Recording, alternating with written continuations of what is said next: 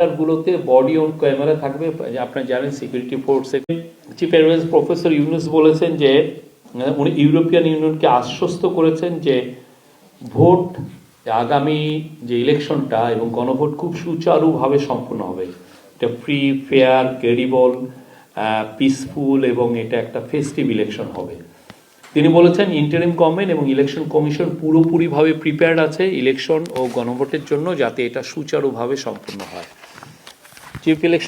Chief adviser বলেছেন level playing field প্রত্যেকটি রাজনৈতিক দলের জন্য সমান থাকবে, এটা নিয়ে উনি কোনো সমস্যা দেখছেন না। তিনি বলেছেন এটা তেমন কোনো সমস্যা হবে না। প্রফেসর ইউনুস ইউরোপিয়ান ইউনিয়নকে ধন্যবাদ জানিয়েছেন এই ইলেকশন অবজারভেশন মিশন পাঠানোর জন্য।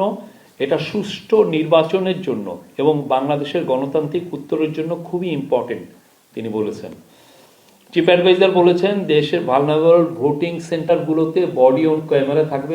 আপনারা জানেন সিকিউরিটি ফোর্সের কাছে বডি অন মানে বডিতে লাগানো থাকবে ক্যামেরা। ওইটা দিয়ে মনিটর করা যাবে যে কোথাও কোনো ট্রাবল হচ্ছে কিনা, কোনো ধরনের কোনো ল অ্যান্ড অর্ডার সিচুয়েশন কোথাও ডিটোরিয়েট হচ্ছে কিনা। এবং এটা একটা সেন্ট্রালি একটা অ্যাপের মাধ্যমে যুক্ত থাকবে, ফলে সেন্ট্রালি উপজেলা, জেলা, ডিভিশন এবং একদম ঢাকার থেকেই খুব সহজে মনিটর করা যাবে কোথায় কি হচ্ছে। সব সেন্টারে সিসিটিভি থাকবে, এর ফলে খুব দ্রুত ট্রাবল মেকারসদের আইডেন্টিফাই করা যাবে। এবং সাথে সাথে আপনি জানেন যে মিলিটারি থাকবে স্ট্রাইকিং ফোর্স হিসাবে, র্যাপিড রেসপন্স স্ট্রাইকিং ফোর্স হিসাবে থাকবে, তারা তখন এই র্যাপিড রেসপন্স করতে পারবেন।